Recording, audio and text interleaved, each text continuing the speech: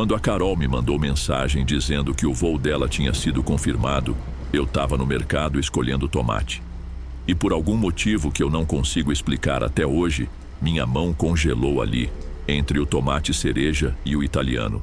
Como se meu corpo já soubesse de algo que minha cabeça ainda não fazia ideia. Lê, tô indo mesmo. Dia 3, Londres, voo às 17 horas. Foi isso. Simples, quase seco. Como se fosse só mais uma notícia qualquer no grupo da família. Mas a Carol não era só uma amiga de infância. Ela era minha pessoa. Aquele tipo de amizade que sobrevive a mudanças de cidade, a casamento furado, a birra boba, a sumiço de meses. E que ainda assim, quando volta, volta no mesmo tom de antes. Ficamos sem nos ver durante 2 anos por causa da pandemia e da rotina que esmaga. Mas ela sempre esteve presente mesmo que de longe. E saber que ela ia embora do país agora, de vez, me deixou com um buraco dentro. Posso te levar pro aeroporto? Eu ofereci, quase sem pensar. Ela hesitou. Disse que já tinha chamado um carro, que era caminho do motorista. Mas eu insisti. Tinha algo em mim que precisava olhar para ela uma última vez antes dela ir embora. Naquele dia, eu lavei o carro como quem lava uma memória. Tirei até o tapete de borracha, passei aspirador, coloquei o bom ar de lavanda que ela dizia que parecia cheiro de casa limpa. Fiz até uma playlist rápida no Spotify, só com música brega que a gente dançava em festa de 15 anos. Carol desceu com uma mochila e uma mala pequena. Sempre foi prática. Nunca carregava peso à toa. A blusa branca dela tremulava com o vento e ela usava aquele brinco de estrela que a gente comprou juntas numa feirinha da Savassi. Você tá bonita demais para quem vai embora, eu falei, meio brincando. Ela sorriu, mas foi aquele sorriso que vem antes do choro. Nos abraçamos, mas o abraço dela veio com um segundo a menos. E eu senti. Entramos no carro. Dei play na playlist. A primeira música era da dupla sertaneja que a gente ouvia quando levava fora na adolescência. Ela riu. Eu ri também. E por alguns minutos parecia que a vida estava inteira de novo. Mal sabíamos que aquela estrada até o aeroporto não era só uma viagem curta de carro. Era o fim de uma vida inteira. E o início de outra, completamente diferente e cheia de silêncio.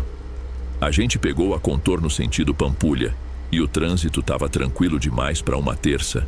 Sabe aquele tipo de silêncio que grita? Era isso. A música seguia tocando baixinho. E a Carol estava olhando pela janela, como se estivesse se despedindo das árvores, das placas, das esquinas. Você e o Rafa ainda estão naquela fase do café com pão e silêncio confortável? Ela soltou do nada, sem me encarar. Eu estranhei a pergunta. Ri meio sem graça e disse que sim, que ele agora até comprava pão francês sem eu pedir. Ela assentiu com um sorriso que não subia para os olhos. É que ele demorou muito para entender o seu jeito. Achei que ele fosse te perder. Eu olhei de canto. Como assim achei? Ela nunca foi próxima dele. Sempre respeitou, sempre ficou no canto dela quando o assunto era meu relacionamento. Mas tinha algo no tom da voz dela. Uma lembrança, talvez? Mudou o cabelo dele? Ela perguntou casual, segundos depois. Tá deixando crescer de novo igual na época da pós? Parei de rir. Ali me deu um choque pequeno. Aquele corte, o Rafa só usou uma vez, anos atrás, quando ainda era meio metido a artista. Foi uma época que ele se trancava no quarto e vivia desenhando. Ele nunca postou foto, nem gostava que comentassem. Você viu ele esses dias, foi? Perguntei, tentando soar leve. Carol fez um gesto com a mão, tipo, vi por aí. E virou de novo pro vidro. O coração começou a acelerar. E a memória veio rápida. Uma festa que a gente fez em casa no verão retrasado. Eu estava gripada. Passei o tempo todo no quarto. Rafa e Carol ficaram lá embaixo com a galera. Lembro de ouvir eles rindo alto, bem alto. Mas nunca desconfiei. Ela era minha melhor amiga. Ele era meu companheiro. Fim. Aí ela falou: Lê, você já teve a sensação de amar alguém e saber que não pode ter? Eu engoli seco. Olhei rápido para o retrovisor como se procurasse uma resposta no mundo lá fora. Já, respondi baixinho. Ela riu, uma risada amarga. Pois é. O ar dentro do carro ficou mais denso. Eu desliguei a música. Precisava ouvir o que ela não estava dizendo. Você tá querendo me falar alguma coisa, Carol? Silêncio. E então, ela disse: eu não tô indo embora por causa da bolsa. Eu tô indo porque não consigo mais olhar nos seus olhos e não me odiar. O mundo parou ali. O som do motor parecia distante. O banco ficou gelado nas minhas costas. Eu não sei como aconteceu, juro. Foi uma vez só. Foi no dia da festa. Ele disse que você estava distante, que andava triste. E eu me agarrei nisso. Cada palavra dela era como uma faca quente entrando em mim. Eu não sabia onde terminava o enjoo e começava a raiva. Você foi minha irmã, Carol. Ela não chorava, só falava, como se quisesse se livrar do peso antes de embarcar. Por isso que eu precisava te contar, porque eu não podia levar isso comigo. Ia me consumir, e você merecia saber. Mas o que ela não entendeu é que ela já tinha levado tudo. A amizade, a confiança, as memórias. Só restava eu, e aquele caminho até o aeroporto que de repente parecia não ter fim. A entrada do aeroporto apareceu no horizonte como uma salvação e uma tortura ao mesmo tempo. Eu não conseguia respirar direito. As mãos suavam no volante, e o nó na garganta já nem doía mais. Só estava ali, firme, cruel. Você vai contar para ele? Ela perguntou. Eu só balancei a cabeça sem responder, porque a verdade é que nem eu sabia ainda. Estacionei num canto afastado, mais por instinto do que por escolha. O silêncio dentro do carro era ensurdecedor. Carol soltou o cinto devagar, abriu a porta, mas não desceu. Lê, eu sei que o que eu fiz não tem desculpa. Eu não vim para pedir perdão. Eu vim para devolver o que era seu. Essa frase ficou ecoando, mesmo depois que ela fechou a porta e começou a andar com as malas. Ela não olhou para trás, nem uma vez. No banco do passageiro, ela deixou um envelope dobrado, papel amarelado, com a minha caligrafia na frente. Era uma carta que eu escrevi para ela no ensino médio. Estava guardada numa caixa que só ela tinha. Eu nem lembrava mais. Abri. Dentro, uma foto antiga nossa, na pracinha da esquina de casa. Eu com o aparelho no dente. Ela com um riso solto de quem ainda acreditava em eternidades. Atrás da foto, ela escreveu: a gente era uma só. Eu fui quem rompeu isso, mas nunca deixei de te amar. A imagem borrava na minha frente de tanto que o choro queimava. Voltei para casa com a cabeça virando mais que o GPS do celular. Entrei. Rafa estava lavando louça. Foi tudo certo lá? Só o necessário, respondi. Ele me olhou com aquela cara de sempre, tentando decifrar meu silêncio. Não falei nada naquela noite, nem no dia seguinte. Demorei 2 meses para confrontá-lo. Ele chorou, negou no começo. Depois assumiu. Disse que foi um erro, que não significou nada. Mas o que ele não entendeu é que às vezes não é sobre o que significou para quem traiu. É sobre o que destruiu em quem confiava. A Carol não embarcou naquele voo. Descobri pela irmã dela, semanas depois. Desistiu de ir. Ficou numa cidadezinha no interior de Minas, cuidando da avó. Me mandou um e-mail dizendo que preferia o silêncio do que continuar machucando quem amava. Eu nunca respondi.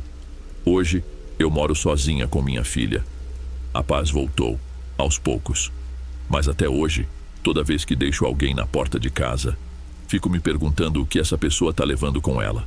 E quando o banco do passageiro fica vazio, às vezes parece que sou eu quem desapareceu. Antes de seguirmos ao próximo relato, peço que deixe seu like neste vídeo, só para que eu saiba que você está gostando do nosso conteúdo. Agora vamos ao próximo.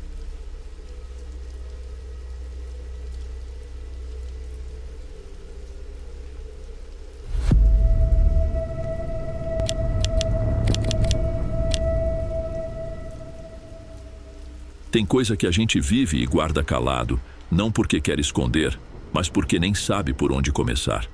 Já faz um tempo, mas até hoje, quando vejo uma estrada vazia e escura, sinto a mesma pressão no peito daquela noite. Meu nome é Elias, tenho 37 anos, sou técnico de informática e moro em Lavras, no sul de Minas. E o que vou contar aqui aconteceu num domingo à noite, entre Lavras e São João del Rei. Nunca mais passei por aquele trecho. Era final de julho. Eu tinha ido visitar meus pais no sítio deles, como faço de vez em quando. Um lugarzinho simples, mas que me dá paz. Passei o fim de semana ajudando meu pai a consertar umas tomadas, churrasco no sábado, pão de queijo no café da manhã, coisa boa. Mas no domingo resolvi voltar mais tarde do que o normal. A estrada entre as duas cidades é cheia de curvas e mata fechada dos dois lados, sem sinal de celular em boa parte do caminho. Eu já conhecia aquilo ali de cor. Coloquei o som baixo, vidros fechados por causa do friozinho da serra e segui viagem. Eram umas 8:30 da noite quando passei por um trecho mais estreito da estrada. Não tinha carro na frente nem atrás. O céu estava limpo, mas a lua escondida. Farol alto ligado. Tudo tranquilo.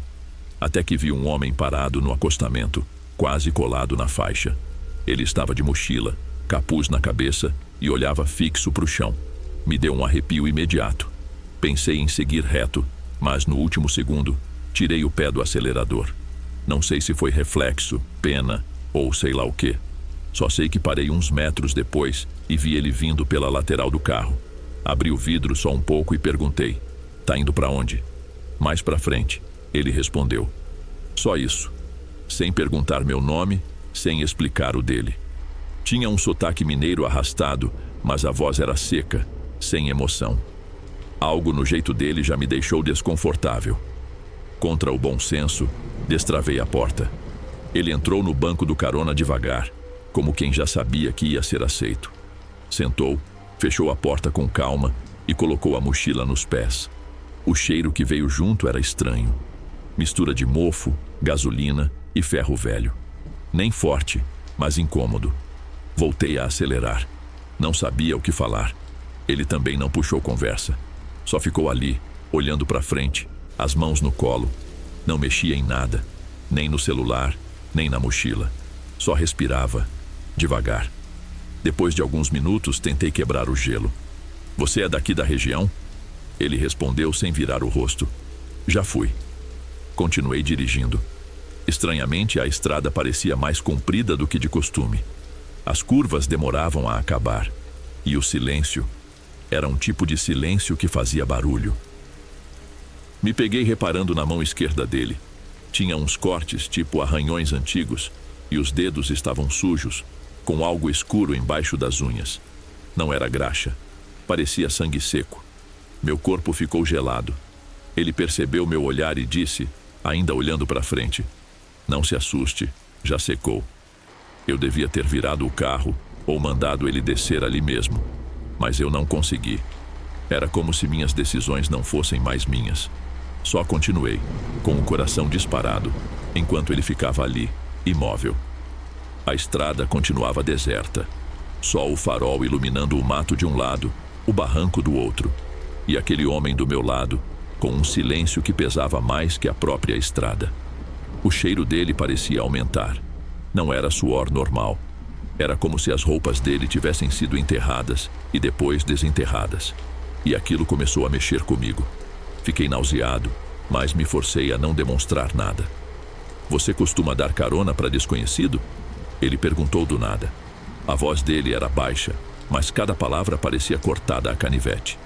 "Não, hoje foi exceção", respondi, tentando soar firme. Ele não respondeu. Só balançou a cabeça devagar, como quem confirma uma coisa que já sabia. Meu coração batia mais rápido. O volante começou a escorregar das minhas mãos de tanto suor. Olhei rápido para o retrovisor. Nenhum carro, nenhum farol, nenhum sinal de vida além de nós dois. Foi aí que ele começou a falar sozinho, baixo, como se repetisse frases que já tinha dito antes. Ela disse que não ia voltar, mas voltou. Todo mundo volta. Uma hora, volta. Olhei de lado. A boca dele mal se mexia. Era como se a fala viesse de um lugar que não era dali. Eu gelei. A estrada entrou num trecho mais fechado, com árvores curvadas por cima do asfalto, formando quase um túnel. Meus faróis batiam nas folhas e criavam sombras estranhas. "Tem ponte logo ali, né?" Ele perguntou. "Tem sim, uns 3 minutos para frente." "Bom lugar." "Bom lugar para quê?" pensei, mas engoli a pergunta. Minha boca estava seca. Minha garganta parecia travada. Olhei para ele de novo e vi que ele estava sorrindo. Um sorriso pequeno, torto, que não chegava nos olhos, como se estivesse lembrando de algo que só ele sabia. Foi nesse trecho que o painel do carro começou a piscar. Primeiro a luz da gasolina, depois o velocímetro. Um estalo e o rádio ligou sozinho, numa estação chiada. O susto me fez soltar um palavrão. Acontece sempre com quem volta, ele disse. Volta de onde? Perguntei sem pensar. Do lugar de onde não devia ter saído. O carro deu uma pequena engasgada, mas continuou. A estrada estreitava ainda mais, e eu só pensava em sair dali, chegar logo em São João e dar meia volta para minha casa. Você já sentiu que morreu e continuou andando? Ele perguntou. Não respondi. Só fiquei com os olhos colados na pista, mas a pergunta grudou na minha mente. Ele se mexeu pela primeira vez desde que entrou. Tirou a mochila dos pés, colocou no colo e abriu o zíper. Eu tremi. Meu pé até saiu do acelerador por reflexo. Mas ele tirou só um caderno velho, encardido, com a capa manchada. Começou a folhear devagar e murmurava: Lucas, 2018, Campo Largo, Priscila, 2021, Itapecerica, todos quietos, todos no banco do carona. Cada nome que ele dizia vinha com uma cidade. Era uma lista, uma espécie de diário, mas não de lembranças boas, de presenças, de presas. Ele virou para mim e disse: o seu nome vai ficar bonito aqui. E sorriu de novo. Só que dessa vez foi com os olhos também. Eu pensei em parar, jogar o carro no mato, saltar, mas meu corpo não obedecia. Era como se eu estivesse sendo segurado por dentro. O vidro começou a embaçar por dentro. A respiração dele nem parecia sair da boca, mas fazia o ar ficar mais denso. A cada minuto, a sensação era de que o carro ia encolher ao nosso redor. A ponte surgiu no horizonte. Um arco velho de cimento rachado, sobre um córrego que mal dava para ver de noite. Ele se endireitou no banco e disse: é aqui. Eu continuei, fingindo que não ouvi, mas ele tocou meu ombro. A mão gelada, os dedos duros. É agora, Elias. O carro começou a falhar. Mesmo com o tanque meio cheio, o motor tossia, como se quisesse parar. O farol piscou 2 vezes. Tive que encostar. Eu tremia dos pés à cabeça.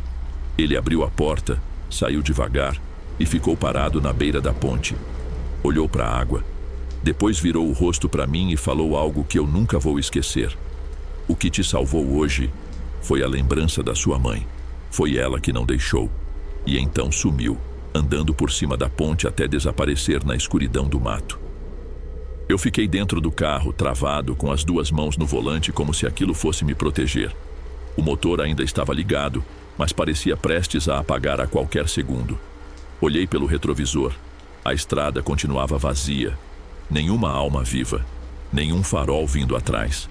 Nenhum som, além do motor engasgando e o grilo no mato. Desliguei o carro. Respirei fundo.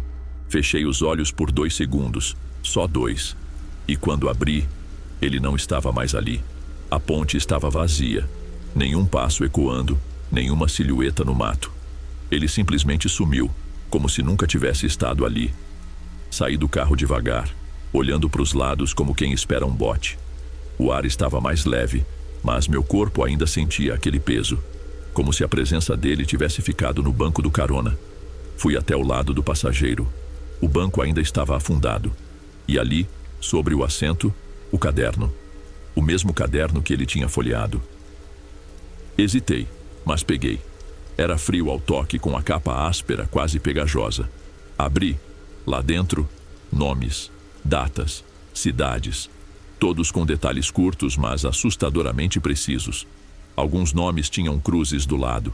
Outros, setas. Sumiu. Nunca mais voltou. Foi o carro que decidiu. Embaixo, escrito com uma letra diferente, quase infantil, estava o meu nome. Elias, 2024, ainda decidindo. Meu estômago revirou. Joguei o caderno no chão. Entrei no carro e liguei o motor. Pegou de primeira, como se nada tivesse acontecido. Mas a estrada parecia diferente. Como se os postes estivessem mais longe, como se os galhos estivessem mais tortos. como se eu tivesse atravessado para um lugar que não era o mesmo. Dirigi devagar até chegar em Santo Antônio da Platina. As luzes da cidade me deram um alívio imediato, quase me fizeram chorar. Encostei num posto 24 horas, entrei no banheiro e vomitei. Quando voltei para o carro, ele estava ali. Não o homem, mas o caderno, no banco do carona, fechado, intacto, como se tivesse sido deixado ali de propósito. Eu encostei na direção e chorei. Chorei feio, como uma criança com medo, porque ali, naquele momento, eu soube. Aquilo não era um encontro casual. Aquilo foi uma escolha. Cheguei em casa já quase amanhecendo. Minha mãe abriu a porta, estranhou minha cara, perguntou se estava tudo bem. Eu menti. Disse que era só cansaço da viagem. Guardei o carro, fiquei encarando ele da janela por quase 1 hora. E depois fui até a garagem. O caderno não estava mais no banco, mas a marca das mãos dele, sujas de sangue seco, ainda estavam ali. No dia seguinte, mandei higienizar o carro. Vendi 1 semana depois. Ninguém entendeu. Diziam que era carro novo, bem cuidado. Eu só dizia: precisei. Nunca mais passei por aquela estrada. Nunca mais dei carona. E toda vez que vejo alguém parado com mochila na beira do acostamento, meu coração aperta, porque vai que é ele de novo. Às vezes, quando vou dormir, ainda ouço o estalo dos dedos, aquele som seco, calculado, como se dissesse: eu ainda tô por aqui. Desde aquele dia, eu aprendi uma coisa: tem gente que entra no seu carro, mas o que entra mesmo é o que vem com ela. Se essa história fosse contada num boteco, alguém diria que é mentira. Se fosse contada num grupo de WhatsApp, iam mandar emoji de risada. Mas quem já teve medo de verdade, aquele que arranha por dentro e pesa o ar, sabe que tem coisa que não se explica. Só se sobrevive.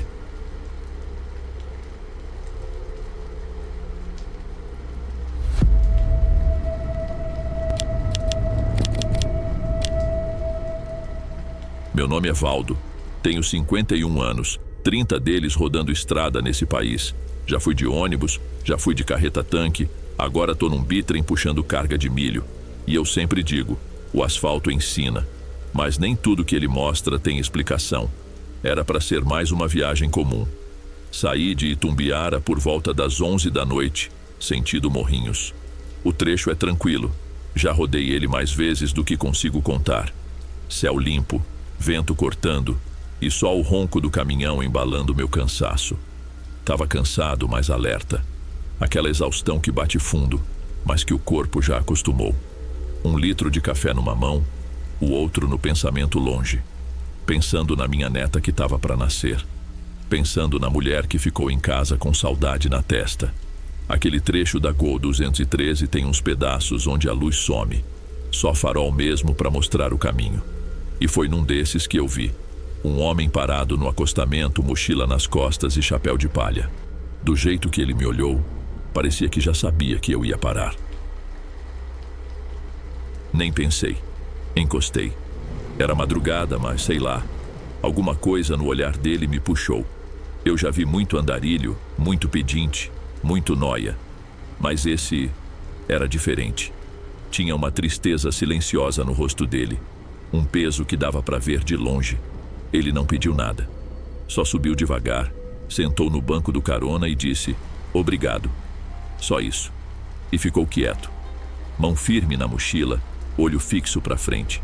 Eu puxei assunto, claro. Motorista que se preza tenta puxar papo, quebrar o gelo. Perguntei de onde ele vinha, se tinha família, se precisava de ajuda.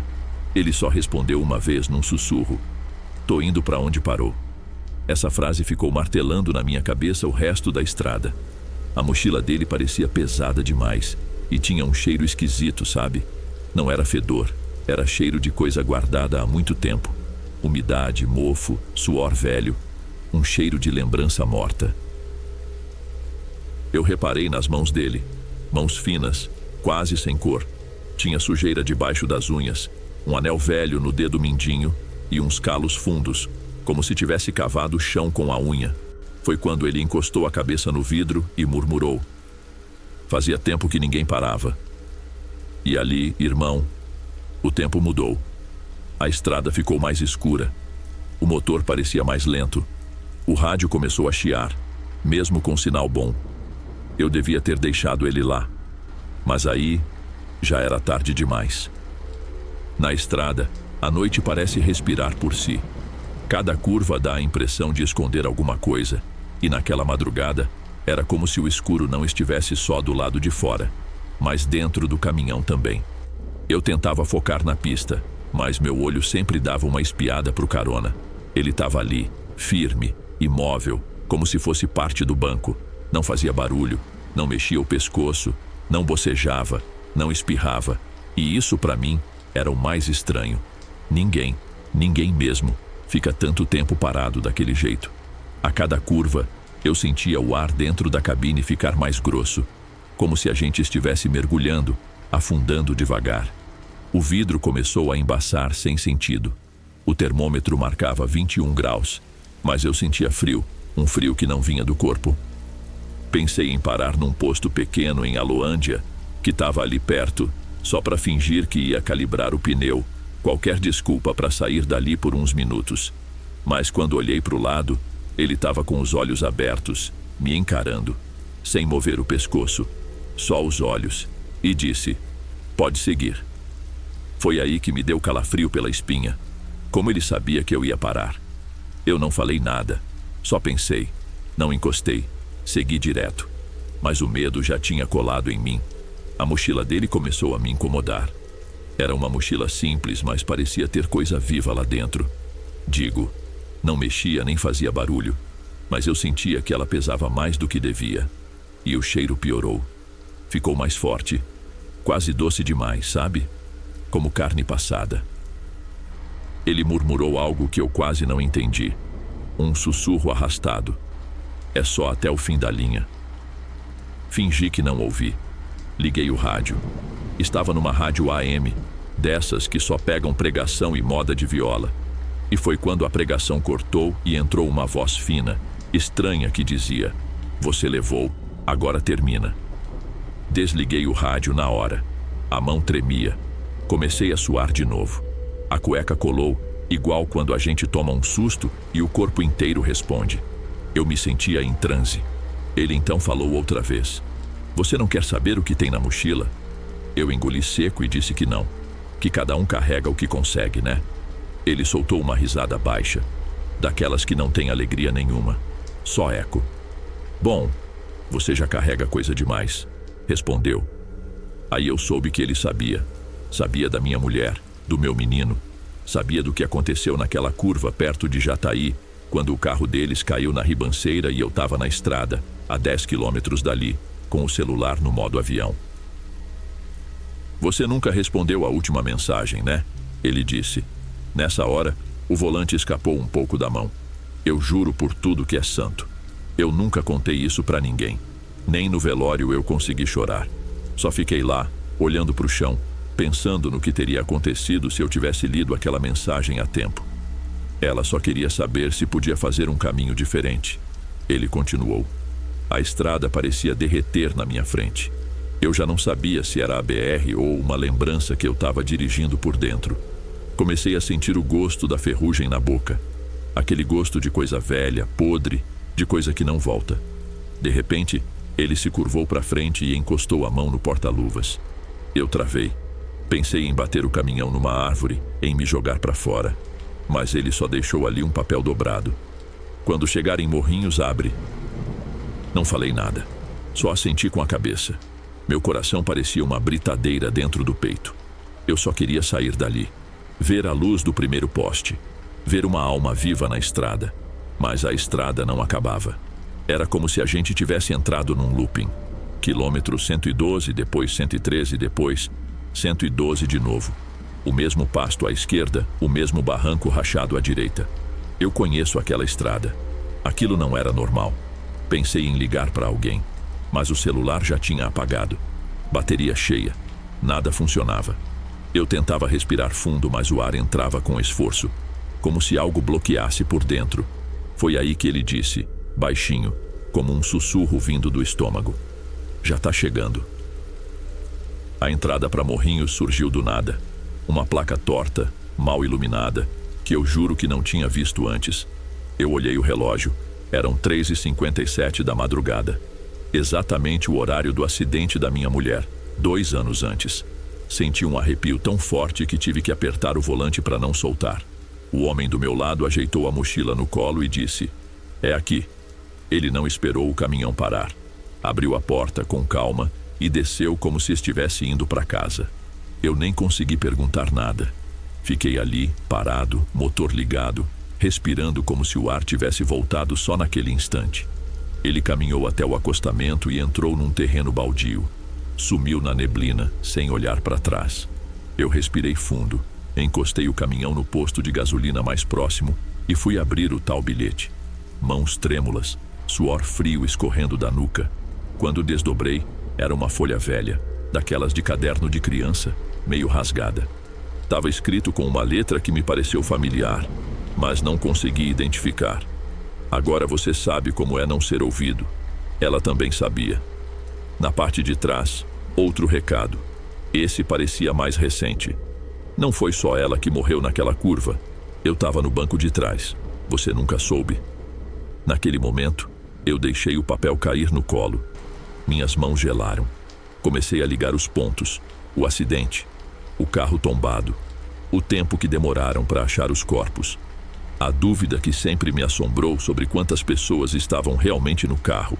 Voltei ao papel, li de novo, tentando entender se era real ou coisa da minha cabeça. Mas era tudo muito claro. Você me deixou lá e agora me trouxe de volta.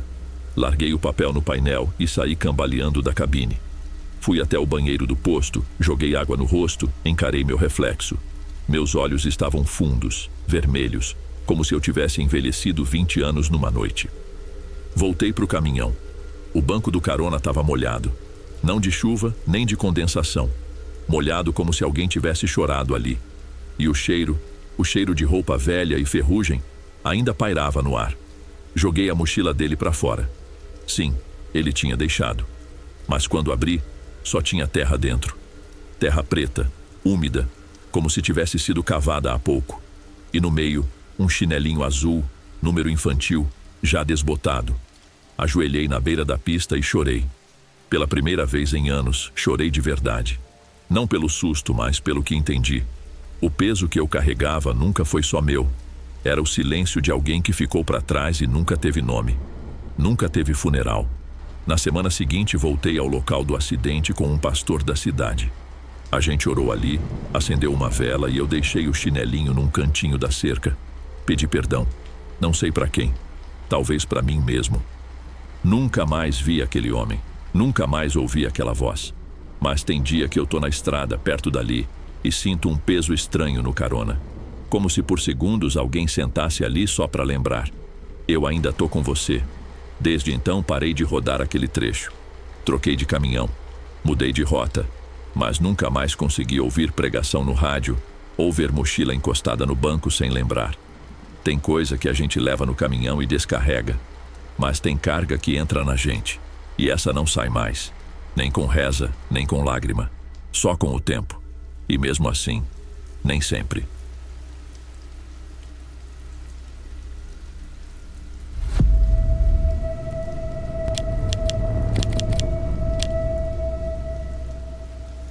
Tem estrada que a gente conhece tão bem que poderia fazer de olhos fechados. Mas o problema nunca foi a estrada. Foi o que ela resolveu devolver naquela curva onde a gente parou de olhar para trás. Na época, eu morava num sítio pequeno, entre Perdões e Lavras. Trabalhava com venda de queijo e doces no centro e pegava estrada 2 vezes por semana para fazer entrega nas lojinhas da região. Era tudo bem simples. Carro velho, celular na capinha rachada, rádio com antena torta. Mas era a minha paz. Só que naquele dia, parecia que a estrada respirava diferente. O tempo estava fechado, o céu com uma cor estranha. Não era cinza de chuva, era um quase verde, pesado, ar parado. Aquele silêncio que parece sussurrar alguma coisa que a gente não quer entender.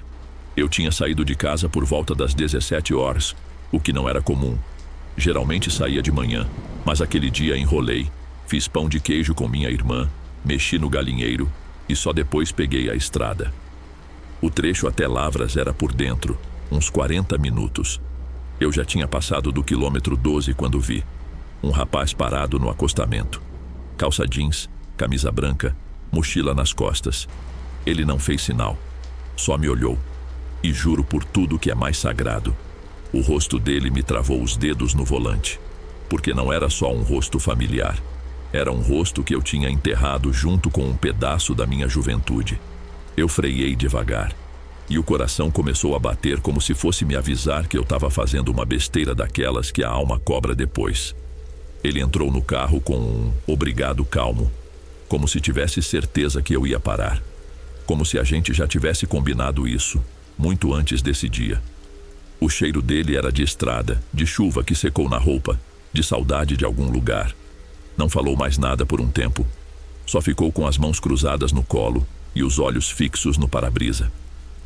Eu não conseguia parar de olhar pelo canto. O formato do nariz, a covinha na bochecha, o jeito do cabelo caído. Era ele, mas não podia ser. Porque o Tiago tinha morrido em 2004. Tinha caído do barranco na trilha da Serra do Ouro. Tinha sido velado na cidade, enterrado debaixo de uma chuva grossa. Eu tinha chorado abraçada no poste da rua da casa dele, sem saber que era o último abraço. E ali estava ele, no meu banco do carona. Eu pensei em perguntar: Tiago? Mas a voz sumiu da minha garganta. Só consegui dizer: tá indo para onde? E ele respondeu: onde a senhora me deixou. Na hora, a frase nem fez sentido direito, mas ela veio junto com um frio que começou na base da coluna e subiu até o couro cabeludo. Eu travei as mãos no volante, os dedos formigando, e o Tiago, ou o que quer que fosse, só ficou ali, olhando para a estrada como se soubesse exatamente para onde estava indo. O silêncio dentro do carro era espesso. O som do motor parecia abafado, e cada buraco na estrada fazia mais barulho do que deveria. Eu tentei puxar conversa. Você morava por aqui? Ele demorou uns segundos. Depois respondeu sem virar o rosto: já morei, mas fui embora faz tempo. A respiração dele era calma, muito calma, mas havia alguma coisa errada. Não era só o fato de ser idêntico ao Tiago. Era a maneira como ele falava, como se cada palavra tivesse sido escolhida com cuidado, como se ele soubesse que cada frase ia mexer comigo. Como é seu nome? Eu tentei de novo. Dessa vez ele olhou de lado. Os olhos escuros, fundos, pareciam mais tristes do que assustadores. Você me chamou de Ti, ele começou. Mas você nunca disse meu nome em voz alta, nem no dia em que eu caí. O sangue saiu do meu rosto. O carro deu uma leve balançada e eu quase invadi o outro lado da pista. Respirei fundo, encostei no acostamento, desliguei o motor e fiquei ali, com a testa suando, o corpo inteiro tremendo. Isso não é possível. Você morreu. Eu fui no seu velório. Ele não respondeu. Só continuou olhando para frente. Depois fechou os olhos como quem sente um vento que mais ninguém sente. Muita coisa não é possível, mas acontece mesmo assim, ele disse bem baixo. Eu pensei em sair do carro, em correr, em gritar, mas algo em mim sabia. Não adiantava. Ele não estava ali para me fazer mal, pelo menos não desse jeito. Por que agora? Eu perguntei. Por que você voltou agora? Eu não voltei, ele respondeu. Você é quem parou. Aquelas palavras entraram em mim como faca, porque era verdade. Eu parei, eu olhei, eu deixei ele entrar. O Tiago foi meu primeiro amor. A gente se conheceu na escola, comíamos pipoca na pracinha depois da aula. Ele me levava na garupa da bicicleta até em casa. E foi comigo, naquela trilha maldita da serra. Foi naquele dia que tudo aconteceu. Ele escorregou, e eu fiquei parada. Eu gritei, mas não desci. Eu esperei ajuda. Quando desceram já era tarde demais. Eu nunca contei isso para ninguém. Todo mundo achava que ele tinha caído sozinho. Mas ele me chamou. Ele pediu ajuda. E eu não fui. Eu lembro do cheiro da terra molhada, ele disse. Lembro do som do vento lá embaixo. Eu achei que você ia descer. Eu tinha medo. Achei que ia morrer também. Ele sorriu. Um sorriso amargo. Você morreu. Não naquele dia. Mas lá dentro, você morreu um pouquinho. O carro estava desligado, mas o ar parecia girar ali dentro. Eu olhava para ele e sentia como se estivesse olhando para o passado que nunca passou. Eu tentei te esquecer. Eu sussurrei. Eu sei, ele respondeu. Mas tem coisa que a gente não esquece. Só guarda. Ele então abriu a mochila. De dentro tirou uma caixinha de madeira, daquelas de guardar joia ou lembrança, e colocou no meu colo. Eu deixei isso com você, mas você nunca abriu. Eu olhei a caixa como se fosse feita de espinhos. Eu conhecia. Estava guardada no fundo do meu armário. Eu achei que era de alguma tia ou lembrança antiga. Nunca tive coragem de abrir. Dentro dela, agora aberta, havia um botão de rosa seco, um papel dobrado com a letra dele e uma pedrinha da trilha. Eu ia te dar isso no dia seguinte, ele disse, com a voz quase sumindo. Eu chorei. Pela primeira vez, em muitos anos, chorei com o peso de quem carrega o que não foi dito. O que você quer de mim? Perguntei. Que você me leve até o lugar onde eu parei. O motor voltou a roncar baixo quando liguei o carro. As mãos ainda tremiam, mas agora não era só de medo. Era de arrependimento, de reconhecimento. A estrada diante de mim parecia mais escura, mas dentro de mim começava a surgir uma luz, fraca, mas insistente, como quem precisa terminar um caminho que abandonou. Ele não falou mais nada, e eu também não. Seguimos em silêncio, como dois pedaços de uma mesma lembrança que, depois de muito tempo, decidiram se encontrar de novo. A trilha ficava a alguns quilômetros dali, num ponto da estrada que hoje quase ninguém mais usava. O mato tinha tomado conta da entrada e os galhos invadiam parte do acostamento. Mas o caminho ainda estava lá, como se me esperasse desde aquele dia. Encostei o carro devagar, desliguei o motor e antes mesmo de dizer qualquer coisa, ele já tinha descido, sem pressa, como quem conhece cada pedra, cada curva daquele lugar. É aqui, ele disse de costas com a voz serena. Foi aqui que eu fiquei. Eu desci do carro, os pés pesando como nunca. Caminhei atrás dele pela trilha, ouvindo o som dos galhos sob os nossos passos. O ar era úmido, o cheiro da terra era o mesmo. Eu senti como se tivesse voltado no tempo. Chegamos até a beirada do barranco, o mesmo onde anos atrás eu parei, e ele caiu.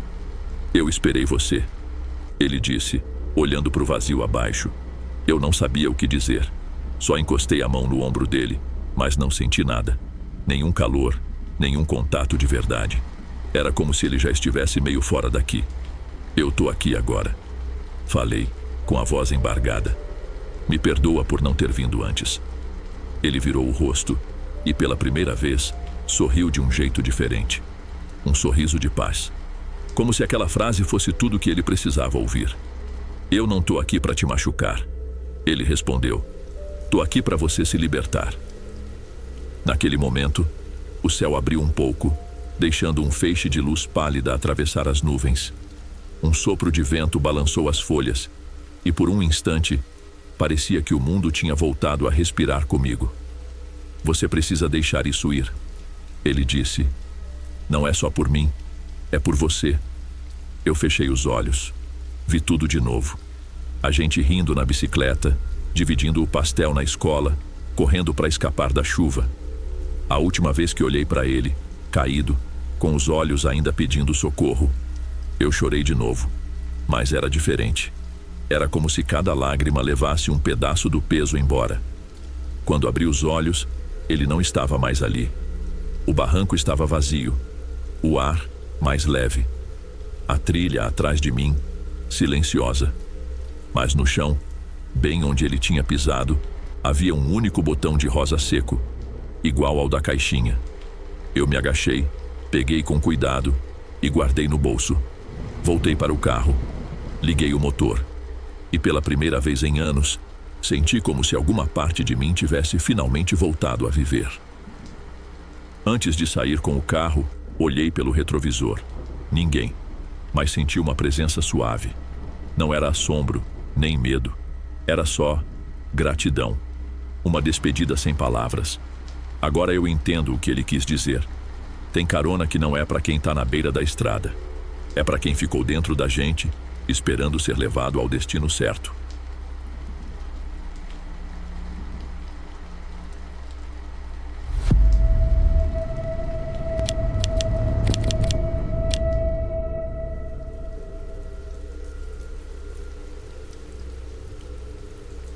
Tem silêncio que pesa mais que carga de caminhão. E tem estrada que a gente acha que conhece, até ela te fazer lembrar do que você mais queria esquecer. Meu nome é Ademar, 58 anos, caminhoneiro desde os 19. Vi mais curva do que calendário, mais acostamento do que abraço. Nunca fui bom com palavra, mas tem coisa que se a gente não conta, ela cria raiz dentro da gente e vira nó. Era fim de julho, tempo fechado, cerração baixando já no fim da tarde.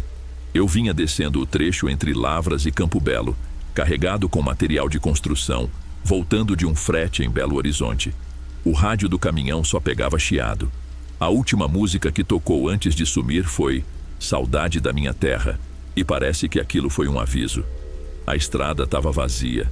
Só eu, o ronco do motor e um gosto esquisito na boca. Um pressentimento, talvez. Sabe quando a gente sente que tem coisa esperando por nós na frente? Pois é, mas eu fui. Teimosia é combustível velho que ainda faz rodar. Na altura do quilômetro 78, vi um rapaz parado no acostamento. Alto, magro, camisa de botão clara, suja de terra e uma mochila caída do lado.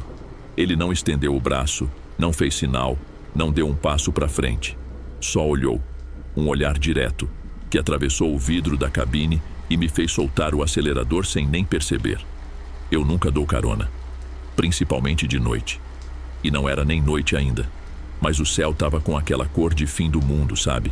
Meio roxo, meio chumbo. Mesmo assim, encostei. Ele subiu devagar. Disse, obrigado, senhor, do tipo que parece ter mais idade na voz do que no corpo. E se sentou no banco do carona com uma calma que não era normal. Encostou a mochila no colo e ficou olhando para frente. Eu tentei puxar assunto. Tá indo para onde, parceiro? Ele respondeu só, para frente. Não era brincadeira. Era seco, direto, como quem sabe que não tem mais nada para trás. E ali dentro da cabine, o ar pareceu ficar mais grosso. O caminhão ficou mais pesado, a estrada mais longa. Continuei. Olhava de canto tentando decifrar o que tinha de estranho naquele rapaz. O rosto dele me era familiar, mas não era o tipo de rosto que a gente lembra com nome. Era tipo um eco, sabe? Como quem já viu em sonho, ou em lembrança que a gente empurrou para debaixo da consciência. Lá pelas tantas ele falou, o senhor lembra da curva da fazenda dos Pinheiros? Aquela antes da ponte de madeira que afundou uma vez na enchente? Aquilo me travou. Só tinha uma pessoa que podia saber que eu passei por ali naquela noite. Só uma. Mas essa pessoa... Bom, essa pessoa devia estar debaixo de 7 palmos de terra há 25 anos. Segurei firme no volante. O retrovisor me mostrou o rosto dele por um segundo. A luz fraca da estrada misturada com a sombra da cabine parecia brincar com os traços dele. Mas eu vi. O queixo torto, o olho direito levemente caído, a cicatriz no lado do pescoço. Era ele. Era o Zeca, meu irmão. Aquele que eu enterrei em silêncio, que eu deixei para trás. Na hora, achei que era a luz, o cansaço, ou talvez minha cabeça querendo brincar comigo. Mas o silêncio dele, o jeito que ele olhava para o vidro sem piscar, como se soubesse cada buraco da estrada, aquilo me corroía por dentro. Continuei dirigindo sem dizer nada. Cada quilômetro virava um peso, como se o asfalto esticasse mais do que devia. E eu ali, com o volante na mão, mas sem controle nenhum do caminho. O nome dele não saiu da minha boca. Não porque eu tinha dúvida, mas porque se eu dissesse em voz alta, aquilo virava verdade. E tem verdade que a gente enterra, Ademar. Tem verdade que se escapa da boca, ela não volta. A última vez que vi o Zeca foi em 1997. Ele tinha 22. Um moleque sonhador, teimoso, desses que não abaixava a cabeça para ninguém. Trabalhava comigo nos fretes, revezava na boleia, mas era mais coração do que cabeça. Naquela noite a gente brigou. Feio. Por causa de dinheiro, de carga, de besteira.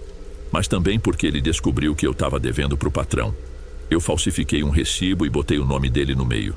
Ele disse que ia contar tudo, que ia sair do esquema. A gente saiu da discussão com sangue quente. Ele foi andando pela estrada, mochila nas costas, falando que ia embora. Que não queria mais dividir caminhão com ladrão. As palavras dele, ladrão.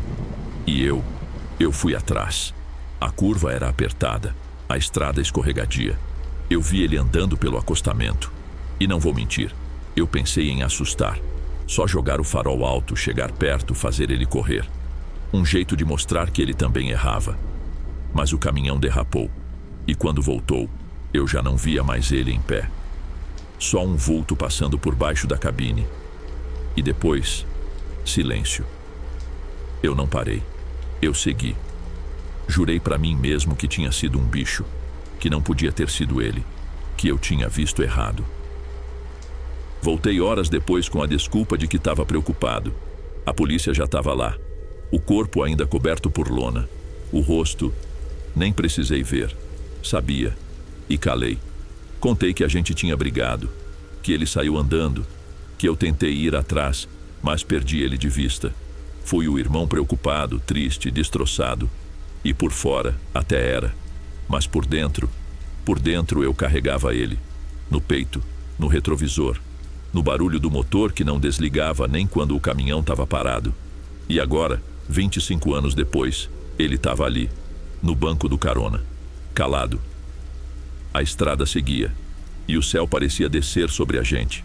As árvores se encolhiam, o mato ganhava sombra, até o cheiro da cabine parecia outro, como se o tempo voltasse. Ele virou o rosto devagar. A voz era mansa, mas firme. O senhor nunca pensou em voltar naquele lugar? Eu não respondi. Mas minha mão suava tanto no volante que parecia que eu estava dirigindo com água nos dedos. Eu fiquei lá por anos, sem nome, sem culpa, sem voz. Aí me disseram que era hora de voltar, e voltar é só o que me resta. Engoli seco. O farol pegava a placa Curva Perigosa, 200 mês. Aquela mesma. O senhor lembra da última coisa que disse para mim naquela noite? E aí minha garganta trancou, porque eu lembrava. E lembrar doía. Você nunca vai ser nada sem mim. Foi o que eu disse. A última frase antes da estrada engolir ele. Ele continuou olhando à frente, mas agora os olhos tinham brilho. Eu não vim para vingança, Ademar. Vim porque alguém precisava lembrar o senhor de que tem estrada que a gente faz uma vez só. Mas ela nunca deixa de existir. A chuva engrossava. O limpador lutava para dar conta. E eu via a curva se aproximando. A mesma. O mesmo ponto. Só que agora, com o banco do carona ocupado pela minha culpa viva. Hoje faz exatamente 25 anos. A hora é a mesma. A chuva é a mesma. Só o senhor que não é mais o mesmo. Não tinha mais como negar, nem fugir, nem acelerar. A curva chegou. E junto com ela, o arrependimento. Só que dessa vez, eu parei. Naquele instante, parado bem no meio da curva, com o pisca-alerta ligado e a chuva batendo no para-brisa, eu finalmente senti o peso do que carregava há 25 anos. Não era só lembrança, era presença. Zeca não olhava mais para frente. Ele olhava para mim. Por que parou aqui? Ele perguntou sem raiva, só com uma calma que doía mais que grito. Eu respirei fundo, mas o ar parecia faltar. Porque foi aqui. Foi aqui que tudo ficou. Ele assentiu devagar, como se esperasse aquilo. Como se soubesse que o reencontro só fazia sentido ali. Achei que o senhor ia correr de novo, ele disse. A minha garganta apertou. O motor ainda ronronava baixo, como se hesitasse entre seguir ou apagar de vez. Eu corri a vida inteira, Zeca. Falei, sem olhar nos olhos. Corri de mim, da lembrança, de você. Ele virou o corpo devagar, ainda com a mochila no colo. O senhor sabe que eu não fiquei com raiva. Eu entendi cedo demais o que é viver com peso. Mas tem peso que não é nosso para carregar. O banco entre nós parecia menor agora. Como se o caminhão estivesse abraçando a gente naquela hora, naquela estrada, naquela memória. Eu só queria uma coisa, ele continuou. Que alguém olhasse para mim sem medo. Que visse que eu existi. Que eu fui alguém antes de virar um silêncio no acostamento. E eu olhei. Pela primeira vez em 25 anos, olhei de verdade. Não era mais o moleque briguento da oficina, nem o parceiro de frete que fazia piada ruim para espantar o sono. Era só um menino querendo voltar para casa. Me perdoa, Zeca. Não sou eu que precisa perdoar, Ademar. É você. A chuva diminuiu. Ficou fina, como se lavasse o tempo. Ele estendeu a mão, no gesto simples de despedida. Eu quis segurar. Quis dizer, fica. Mas ele já tinha decidido. Desceu do caminhão sem barulho. Encostou a porta com cuidado e ficou parado por alguns segundos, olhando a curva. Depois virou as costas e caminhou até a beira da estrada. Sumiu entre as árvores, sem pressa, como se soubesse o caminho, como se fosse para onde sempre pertenceu. Eu fiquei ali, sozinho, olhando o banco do carona, ainda quente. O marcador de hora marcava 3h17, a mesma hora do acidente.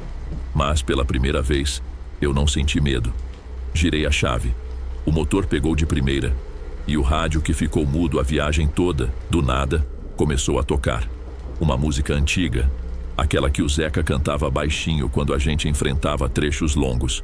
Eu segui, mas agora, com o banco do carona vazio e o coração um pouco mais leve. Tem caminhoneiro que carrega madeira, outros, batata, carga viva, cimento. Eu carreguei silêncio por mais de 2 décadas. Mas naquela curva, naquela madrugada, eu descarreguei o que mais pesava: a ausência.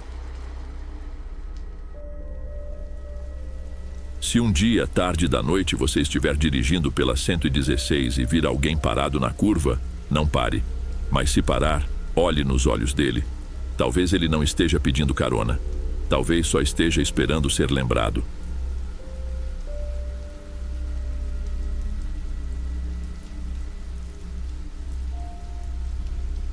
Ei, pessoal, obrigado por ouvirem até aqui. Não se esqueçam de clicar no sininho das notificações para não perder nenhuma das próximas narrações. Posto vídeos novos todos os dias, então espero te ver nos próximos também. Agora na tela vou deixar 2 vídeos que tenho certeza que você vai curtir. Te vejo por lá.